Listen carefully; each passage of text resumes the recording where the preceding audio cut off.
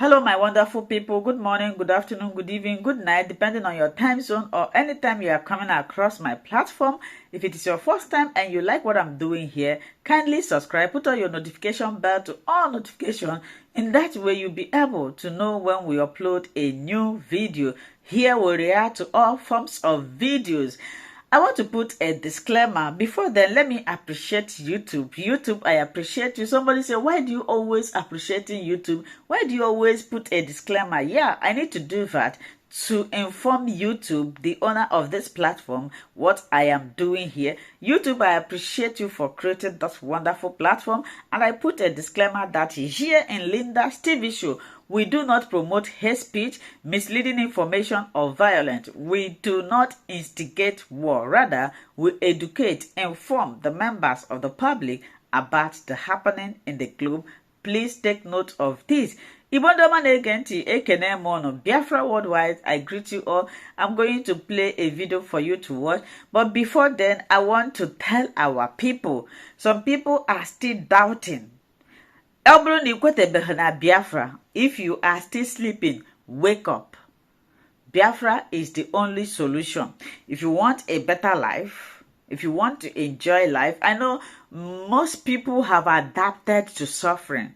That's why when you are telling them that there is a time, there is something that will give them a better life, they don't believe it because they have already accepted their fate. They have already accepted to die in suffering, but that is not how it's supposed to be. Look at African country, Nigeria especially, is blessed naturally by God Almighty, but because of mismanagement, that is why people are suffering. In a normal circumstances, if Nigeria happens to be a civilized or democratic country, to be enjoying life because God blessed us naturally.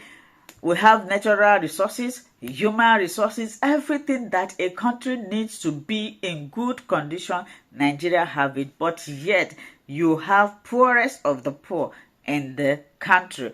That is why we are saying that we want to go our own way to plan for a better life, to give our people a better life. It is unfortunate that the people that they want to give a better life, sometimes I don't blame most of them because they have been adapted to this life. But when he travels abroad, he finds out the way things are functioning. He said, oh, I could bring this life to my people. My people can have a good life, for example, 24 hours electricity, good healthcare, fertility, constructed road, there will be no feeder road, quality education. And the same people said, we do not want this because a lot think they have money. So when they are sick, they travel abroad to treat themselves. Why the poor ones died? I will give you an example of this. A lot of people die in Nigeria as a result of kidney failure. Do you know why? Because these people are not going for a medical checkup because there is no good kidney hospital in Nigeria. Before their image could be dictated, these people are almost at the verge of death. If you see, a lot of them travel to India to do transplant. Is this good? You can see the experience of Ekweremadu. They have good kidney hospital in Nigeria. Ekweremadu wouldn't have involved himself in this mess that he is right now. And this will not teach others a lesson. Period of his trial, they snapped a local healthcare center in Ekweremadu's village. It looks like a dustbin. Taking Nigerian money, taking our money, developing other places. There is no companies, a lot of graduates, after graduating from the university, no employment. You will see a graduate hawking pure water. You will see a graduate pushing a barrel. You will see a graduate. That's why sometimes most of them are frustrated. They will enter into what is not good. All these things to explain to you what brought about Biafra agitation. When Mazi Nnamdi Kanu started, he was talking about restructuring. They didn't listen to him. Instead of restructuring, they are intimidating manipulating, humiliating the Igbos, that is the Biafrans, to a point he said, I am not seeking for restructuring again. I am talking about Biafra restoration. This period, Mazi Nnamdi Kanu was agitating for Biafra.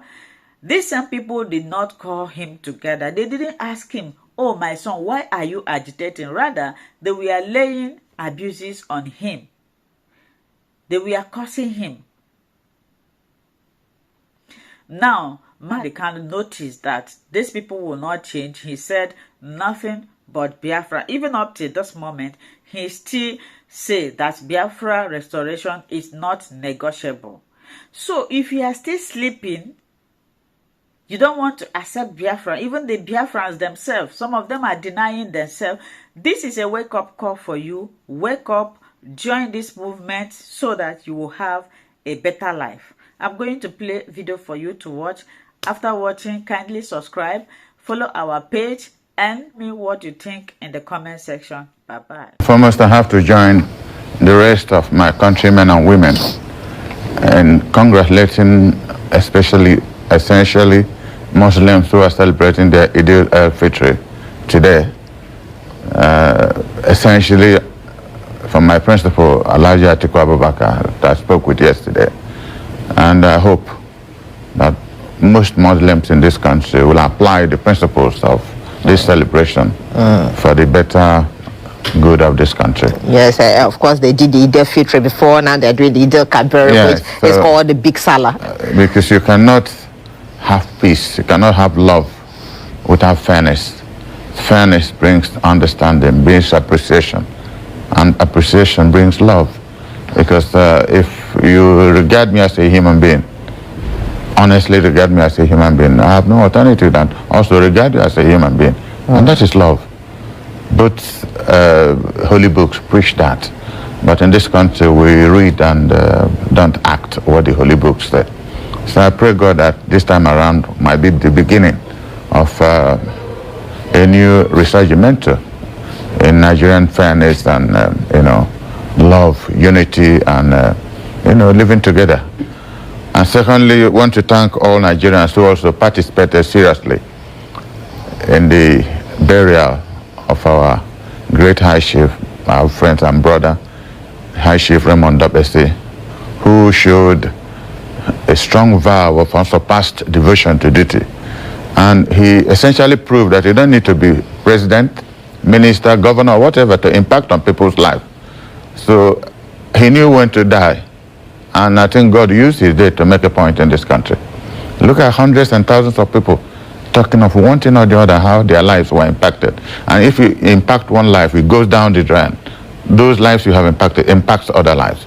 So I pray that the good Almighty will welcome his soul and his bosom, and may he rest in perfect peace. Amen.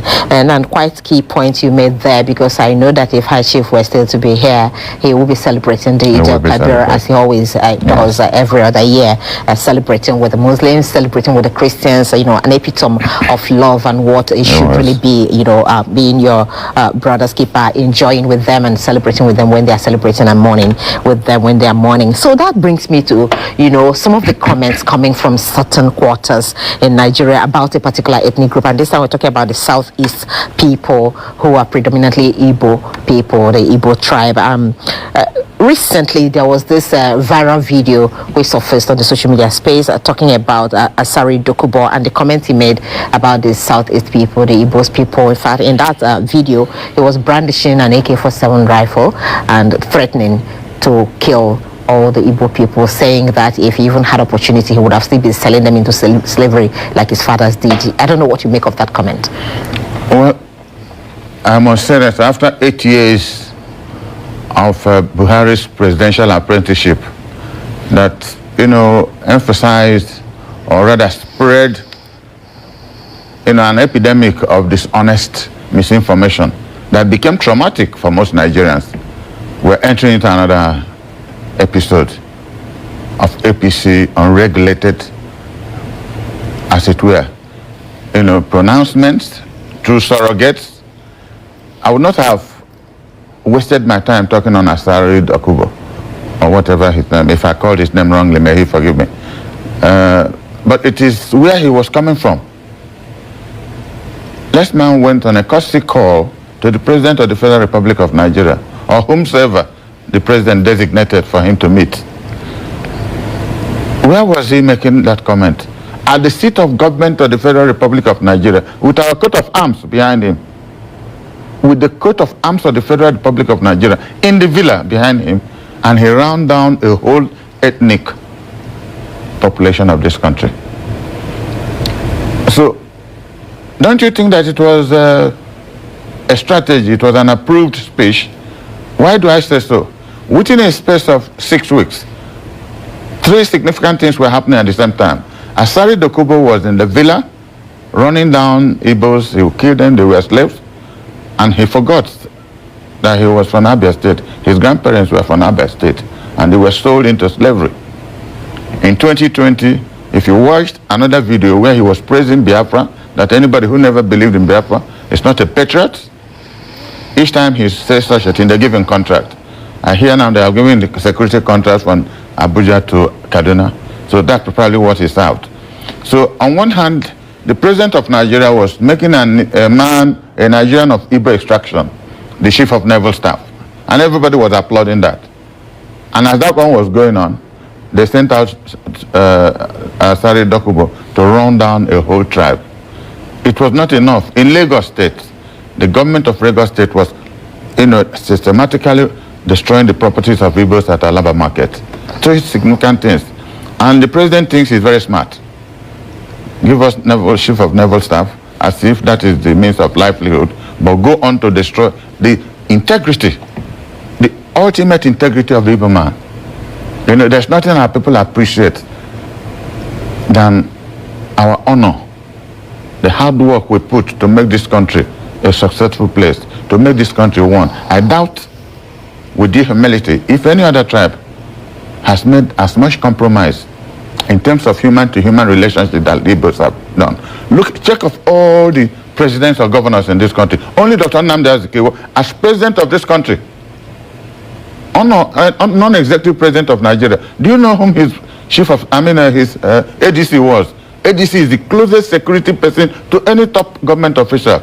Muratala Mohammed, Captain Muratala Mohammed was the ADC to Nnamdi Azikiwe. No other leader in this country. He would not only get a person from his ethnic group, if it's possible from his village. The Igbos have shown unsurpassed devotion to public duty. And we get this. A few years ago, the Oba of Lagos said, because Igbos in Lagos voted for a Yoruba man that was not of their own approval, that we should drown in the lagoon. And as of today, neither the Lagos state government, nor the now president of Nigeria, or Buhari's government had made a comment that a whole tribe should perish in the lagoon. And you're talking of unity, love. Where is it? Where is it? I suppose we have been very foolish to leave our environment, go to other places, develop them out of love, to make money too. Civilize people. Because we go to places, build houses, and they see that it's good to live a lot better than they found themselves initially. And I have said here, some 4 or 5 months ago, how the Sultanate wanted to jail Ahmadu Bello. In 1937, after he ran for the Sultanate against the grandfather of the present Sultan, they sued him to court in Guzo Magistrate Court for the non-payment of tax. Igbos contributed money. 8 Igbos, including my late father. 8 Igbos contributed £2 in 1937. Went to Lagos and got H.O. Davis, and some went on it and brought Ebuna. And they came to Guzo Magistrate Court and make sure that Ahmadu Bello was discharged. That was how finally they made him Sardauna of Sokoto and entered into politics. That gave rise to the alliance between NCNC and NPC that lasted for more than half a century. Tell me, what else can Igbos do in this country to show love of country, to show love of fellow citizens? At each turn, we receive condemnation. It is even more, so painful that the person condemning us should die, they should kill us. It's an Igbo boy in the name of Asari Dokubo. And he does not see why Nnamdi Kanu should be released. So I find it very painful even to discuss the matter. But like I warned, or rather advised Buhari's government, and I advised Tinubu, because I know him one-on-one. When I was chairman of NRC, he was a senator. I met him severally. I will advise him in his own interest of this country, and for the love of this country, that they should release Nnamdi Kanu. Buhari said, let the legal process take its course. The legal process has taken its course. The Court of Appeal, second highest court in this land, has discharged him, and they are still holding him. I pray that nothing happens to that boy in prison, that he does not die in prison. If he does, they can call it an advice, they can call it a threat. The situation will not be the same in this country. I pray, and I hope Tinubu is smart enough not to be a Buhari. All right, just to take you back to what you said earlier, because it will not be right really to conclude that probably Asari has been sent by anyone, you know, to say what he's saying, because investigation into the first time that video was made showed that it appeared on YouTube on the 1st of October 2022. So it only resurfaced again as a viral video after his visit to the villa, you know, where he talked about how military are involved in, you know, pipeline and oil theft in the country. So it may not be right to say someone sent him. And you know, that investigation shows that he was actually reacting to a statement which he said some people made some statement about him, the Igbo people, you know, people who are supporting the LP candidate at the time. What is significant, whether anybody sent him or not, he made that statement in the seat of government. The properties of the hybridization of how or what happened before he made it, it's no more important. If you look at where he was sitting down, he wasn't sitting in his private sitting room, or as I'm here on this table with AIT, he was sitting at the executive seat of the government of the Federal Republic of Nigeria with our coat of arms behind him. I couldn't be bothered whether it was that President Tinubu or Buhari. What is important, that he had the audacity of purpose to sit on the table of the federal government, as it were. That is where government gives press conferences, to give information to the rest of us. All he did there was to castigate people, and was urging Tinubu, not to release Nnamdi Kanu. So that must have happened in this government. If you read the whole thing he said, there was nothing else he said. He wasn't complaining about any ill treatment of people in the Niger Delta, which most parts of the southeast are also part of the Niger Delta. He wasn't complaining. Systematically, he zeroed in on the Igbos, which was one of them, or which he is still one of them, whether he liked it or not. So what could have led to such deep-seated, you know, hatred for the Igbo people from the statements he's making? Because he also alluded to the fact that, you know, during the support for the LP, those are called obedient movement, claimed that they held a 2 million man march or rally for the LP candidate, and then that he believes it was a lie. But is that enough, really, for someone to condemn an entire ethnic group? You know, this is why, you remember, during my 30 minutes program on this platform, making my tribute for my good friend Raymond Dobesi, I said 32 years ago, when Raymond Dobesi came, was running for the presidency of this country, he came to Anambra. I was chairman of the National Republican Convention, and he said something. He, as it were, castigated the Igbos. The delegates he met said, look at you people. Today you are complaining of minorities, the Yorubas, Hausa, Fulani, and some people jumped up, wanted to attack him. I said, no, let's listen to him. He said, look at yourself. For every gift God has given to people anywhere in this country, the Igbos have the best of it. If you had governors, 5 governors who are Igbos, 10 years they will turn this place into London or any other place in the world. You don't need Nigeria to be what you are, because you don't have leadership. After Raymond Dobesi said that, we contributed 22,000 plus and said, put petrol in your car. Nobody in Anambra ever forgot that. It was top news in this country 32 years ago. So I'm not blaming Asari Dokubo for what he said. I will blame ourselves for lack of leadership. Today we have 2 APC governments, 1 Labour, 1 ABGA, 1 PDP. Hardly do they talk to themselves, but they are our leaders. So we also have internal problems, which, you know, I'm discussing with top-level Igbos in both parties. How do we begin to sort out our problem? Because we have to sort it out, at least for the defense of our own people. who are helpless. People are being sliced, their noses are being sliced. You see it in social media. That's where we have degenerated. And if you remember, 4 years ago, I warned on this platform that Nigeria is gradually falling into Afghanistan. We're even worse than Afghanistan now. Because every day, 10, 20, 40 people are killed in different places in this country. It's worse now in Southern Kaduna and Plateau State, not to talk of Benue. Is that the way we live? And this president is now telling us how difficult it was to rule Nigeria. He didn't know that for the 8 years he was jumping around the world with a presidential jet. When you don't have a vision to put Nigeria back more than 20 years, how should or why should Asari Dokubo complain of Labour? I'm not a Labour Party. I don't have any sympathies for anybody. I'm a PD person, and I thought by my calculation it was easier for the Igbos to come into limelight. That was Akweme's belief. That was Ojuku's belief. That we start. Because of this hatred, which you are now seeing all over the place, let us go stage by stage. Ekweme was vice president, and we were right in power, right in the corridor of it. P2B was vice presidential candidate to Atiku Abubakar. If he was again vice presidential candidate this time around, PDP would have been in government. It would have been the easiest point, by the grace of God, for us to see power. By the time anybody woke up in the morning, we'll be in power. And help. The unfortunate thing about it is that even when Igbos are in power, other people will profit, not Igbos. Our people are not used to government projects. Well, self-indulgent people, we develop ourselves industrially, So for anybody to say that because people supported Peter, therefore they should be murdered, why? Everybody has a right to support any candidate. I lost my ward. I lost my local government to Peter, which never happened before. That was the choice of my people. Many governors lost their wards. That was the choice. Igbos voted because they felt a form of exclusion. Let us throw this vote, they get lost.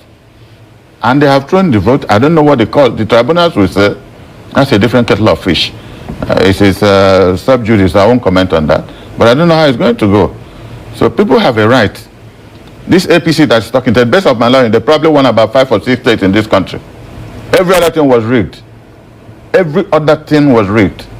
They probably won only Oyo, Ekiti, Kwara, Borno, and one other place.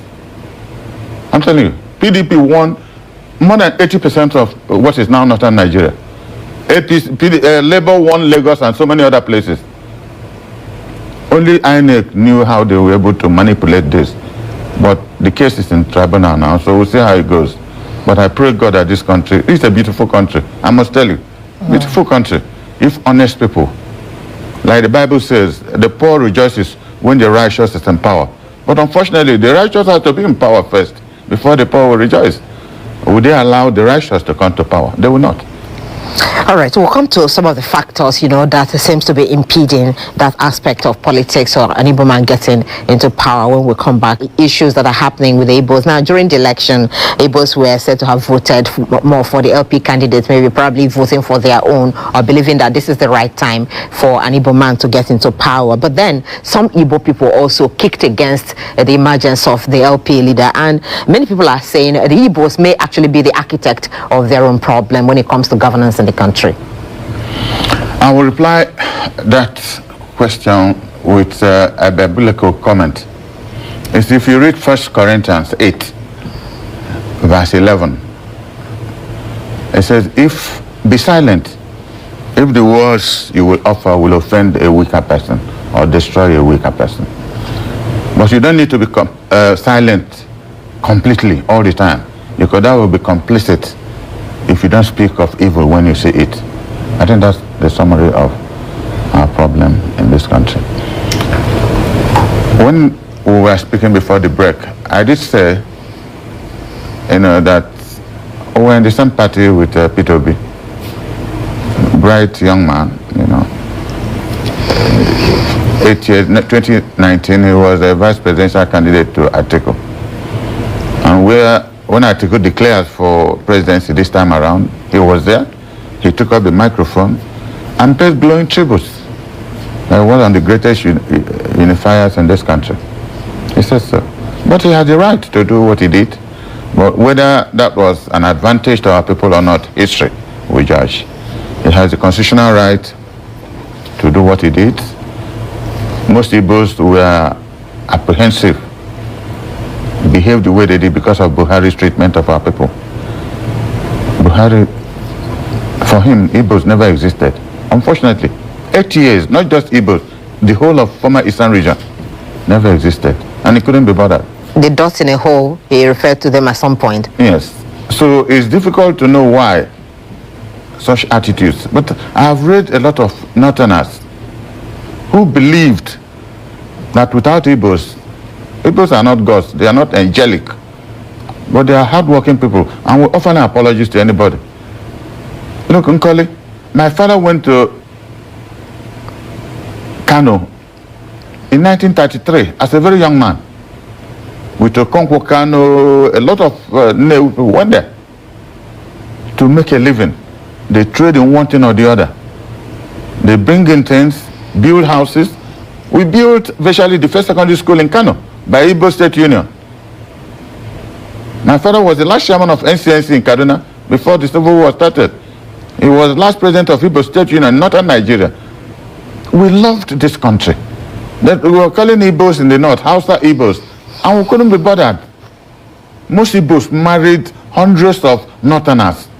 If you come to my house in my town, the next compound, my late uncle, he married a Sokoto woman by 1960. They now have great-grandchildren. Beautiful people. And we love them. So sometimes you start to wonder, why this hatred? Why this hatred? You can't explain it. And people are here telling you of love, unity. And that was what I said in one program here. Wasn't Buhari, I mean, what's his name? Former head of state, General Yakubu Gowon, right when he said that there was no basis for Nigerian unity. That's what comes to my mind. That one was a spiritual statement. It was the Holy Spirit speaking through him. And look now, not only the Igbos, look at what is happening in Northwest. Even people who have held power for more than 30 years, the Northwest, they are killing people on a daily basis. Boko Haram is there. They have named a new one bandit. They are killing people in Plateau, killing people in Benue. It's now a killing field. And they are talking of national unity. Nobody's addressing any issues. And you know, what I normally tell my friends, wherever you see conflict, serious conflict, continuous conflict, it's as a result of unresolved problems. Unresolved problems people refuse to put into dialogue. And you know why I'm worried? And I want to say this seriously. And I want Nigerians to listen. Before my friend Dr. Junaidu Mohammed died, we were all, 1978, 79, we were all with Malam Aminu Kano in PRP. We weren't in MPP. Myself, as young as I was then, Uche Chukwumeri is the late, Professor Shino Achebe late, was our brain trust in PRP. Late Dr. Atonwankwo, late Dr. Nkemo Keke, late Dr. Osine Abalance of Abagana. A lot of us, later Dr. Okemo, the husband of Senator Joy Emodi, we're all in PRP. You know, something happened that is giving me so much worry. When Malam Aminu Kano visited the East, we were seeing him off at Enugu Airport. Then, you know, it was only Nigeria Airways, and we were waiting. And there was something I said. And Malam Aminu Kano, that was the day he made me his special advisor for the whole East. He said, Dan, you know, Igbos can't carry out a revolution. That was why you failed, because you love this country so much.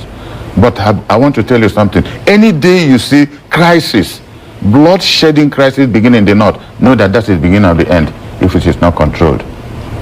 I was discussing with Dr. Junaidu Mohammed 2 months before he died. This is where we are. And I don't know whether people live in the moon. You see your countrymen and women, children being killed on a daily basis, and nobody's interested in sitting down to discuss what is the genesis, what was not part of our lifestyle of killing people. All parts of this country cherish and love life, you know, but now we kill people like if we are killing goats. And it's good news to read in newspapers and television, 40 killed, 30 killed on a daily basis. It tells you something is happening. Where it's going to lead us, I don't know. I don't know where it's going to lead us. All right, Chief, but let me ask you this critical question, which many people are also asking on the social media space. Do the Igbos also hate themselves, really? And I'm asking this because you just alluded to the fact that Asari Dokubo has an Igbo origin, which he also admitted in some of the videos he made earlier before now, talking about his fathers coming from Abia State, settled in Obosi, then went back to the Calabari, or what do you call that place now? So, if he has an Igbo blood in him and he could come out strong to talk about the Igbos in this despicable manner, and then when a son of the land also came out, to contest this election, people like you also were not even in support of him at the time. Some people are arguing that if all Igbos actually had supported it, maybe the result of this election could have been different, and this battle at the court may not even have come up at all. Do you agree with that? I'll answer, no, I don't agree with that. I'll answer the question by saying, first, wherever you see people who are industrious and competitive, it brings in some envy and anger. That's what comes with competitiveness. This is why most other parts of this country don't like the Igbos. We are competitive.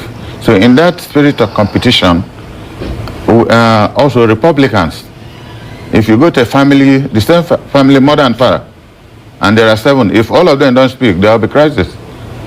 It's unfortunate. That's genetic. That's the way God has made us. But we don't hate ourselves, because Igbos were good loyalists following Nnamdi Azikiwe. They were even more loyal following Emma Okpara. How about the loyalty they showed generally Odumegwu Ojukwu during the Civil War? So you cannot describe our people as hating ourselves. If we have reason to do something, we'll do it. That's for the same reason they showed in voting for Peter Obi, because we lacked leadership that should have strategized. Igbos have a saying, when you have enemies surrounding you, you have to wash your house. It's better said in Igbo. If we had leaders who were prepared to strategize, and if you make reference to what I told you, Dr. Raymond Dobesi said 32 years ago, that a time there is for us to look inwards. Presidency, Goodluck Jonathan was president for 6 years.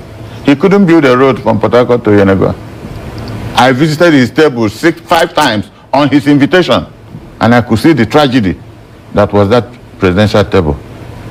The conflict, the ethnocentric manipulations. You needed extreme courage to want to take a decision in this country. For anything you do, there's an explanation. You remember when, what was his name from Abia was chief of army staff? Kano State said, all the officers he promoted were Igbos, and they published it. Out of 15 generals, 5 were from Kano State. Up to today, they didn't make any other comment. That is what you see in this country. So what I'm saying is that Igbos have a right to aspire to any leadership, because that's what the Constitution says. But we know that the Constitution says one thing, and the rest of the country, they do what they like. So, but I don't think we should give hope. But most importantly, I want to wait, because looking at the evidences so far at the Presidential Tribunal, I'll be shocked if a different judgment is made. I'm looking forward that this election should be annulled and a proper election held. That is when every group should re-strategize. Re-strategize. I will not go into the details of the strategy, but from the presidential evidences and witnesses before the tribunal, it will be magic if any other decision is reached, other than there was no election, as it were. That was the whole write-up of rigging. And I say it with due humility, not running down the man who has been sworn in. I mean, he's a very smart guy. All right, we'll take... They conspired. With the evidences available at the various tribunal, look at what is happening in Nasarawa State. Isn't that terrible? Everywhere, we're looking at the presidential court election petition at the national level. Horrible things are going on across the country at the states.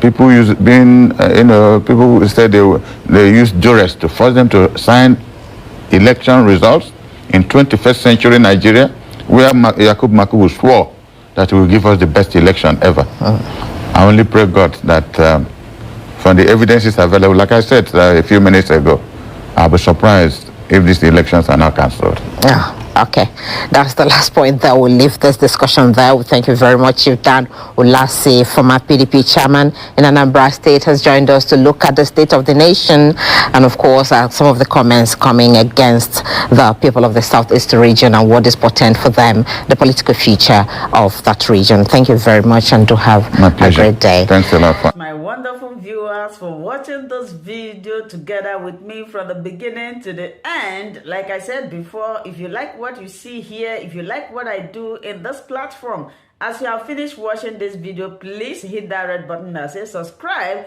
and put on your notification bell to all notification. In that way, you'll be able to know when I upload a new video. Share my videos, leave your comments in the comment section constructively. Until I meet your way again in my next video, I still remain your Linda's TV show. Bye-bye.